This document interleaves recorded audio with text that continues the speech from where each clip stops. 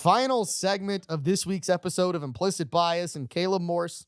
Thank God that was during the commercial. I'm just saying. Thank you, dear Lord. Thank you, sweet baby Jesus. Well, I was just really taken back by Walker's face because he visualized what I said. No, I did not. Yes, you did. I saw it in your face. What, he smiled? Oh, most definitely.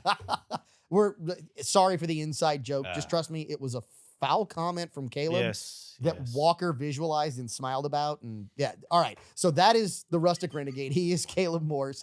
At the bar, we have Danny Izzo. We have Jonathan Broussard here this week. We're just having tons of fun as we are engaging in more weekly whiskeys and recognizing that what we think is impossible actually isn't. So this is where Caleb comes in because he is one of our resident veterans. He is also our resident gun distributor. He is our resident firearms expert, security expert. And if you would have told me that there is someone out there who actually shoots skeet with a pistol, I'd have kind of laughed at you. And then I saw the video and I went, okay, this video is not, and I'll give the disclaimer. Number one, the video is not AI. It is not AI. It is real. But it is edited. Well, it is edited. But the second part of it is he's actually not shooting skeet traditionally as you would think skeet coming across at the range. He's shooting clays that are coming at him at short range. It's the reverse from a duck, right? So he's still shooting it with a pistol or a rifle. Pistol and a rifle. And look, something to understand before anyone tries this, range is very different. Yes. Okay, so if you're going to try to shoot skeet, get some rat shot first, 9mm, 357, 38, whatever it is, limited range.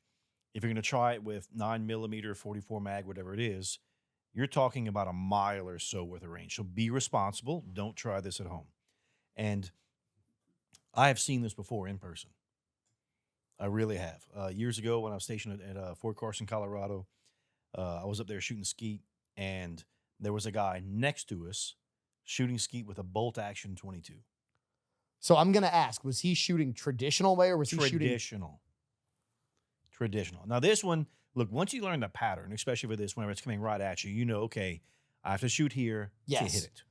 So it can be done. You still have to be a really good shot. Really good shot. Not impossible. But the average shooter who gets highly improbable. Oh, highly improbable. The average shooter who gets a bad shot on a deer 3 times out of the year, and that's the only time they shoot the rifle, don't try this.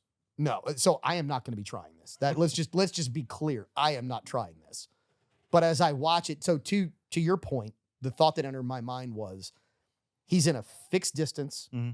He's at a fixed location, at a fixed height. He knows the trajectory that the clay is coming out. Wait, he's calling it. So literally he's telling when to go. All he has to do is know, here's my spot.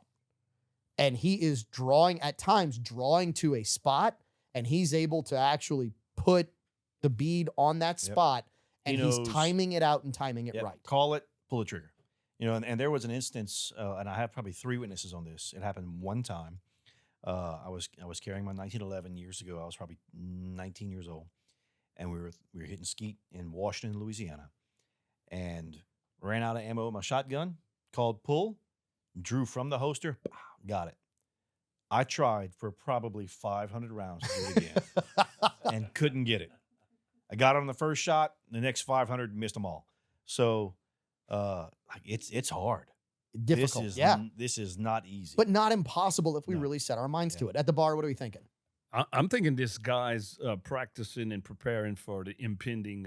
Correct me if I'm wrong. UAA invasion. Oh, the UAP invasion, whatever it is. Either that or look, he's practicing to go to Ukraine to shoot drones down. Yeah, it could be. Could be. I mean, you're talking. So a sporting clay is what, 2.5 inches around? Well, they make smaller ones, but they're about 4.5, 5 4.5. inches. Okay. Yeah. But still, I mean, that's moving at 30, 40 miles an hour, maybe faster. That's depending on who you talk to, it's bigger than average. We've heard this before. Yeah, because we talked to your wife. Anyway, the sphere that you're shooting at, right? The circumference, the diameter you're shooting at, moving at that range, it's not easy. I'm thinking he's waiting on the zombie apocalypse. He's going to try and headshot every zombie he can find. just the amount of training that it has to have, or that he has to have to go through this, you're talking hundreds of thousands of rounds through a pistol. That's a lot of time on the range, just a lot of practice. That's saying, look, I'm tired of shooting static targets. Let's step it up. And what's next? And just finding the next thing that he can do to better his shooting skills. Danny, you want to chime in? I see you leaning in. I'm thinking, I want to be next to this guy when the zombie apocalypse happens. Yeah. I don't want to be next. I want to be behind him. I don't need to be next to him. Just put me behind him. Just close. Yeah, close enough that if they're coming for me, he's going to have to worry about them. Let me hand him rounds so he don't run out. Correct. I'll just sit here and load magazines. You just keep firing. What never ceases to amaze me, though, are some of the guys, and we've seen it on Top Shot, things of that nature. When you start talking about pistols and pistol rounds, how difficult it is. I mean, it's not, the average person can't pick up a sighted-in rifle and from a standing position, so freehand, shoot and hit the bullseye at 100 yards. Even though if you put that rifle in a vise where it's locked down at 100 yards and you pull the trigger with a rope, it's going to hit that bullseye.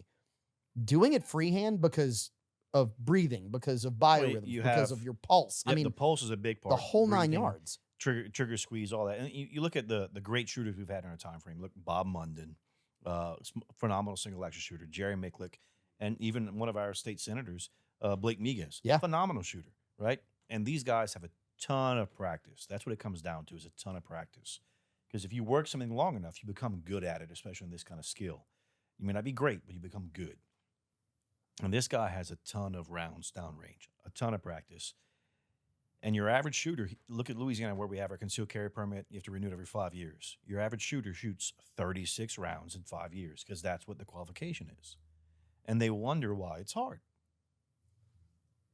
Practice, which is why we practice with whiskey, right? And people don't understand because we've gotten the comment, how do you guys do this?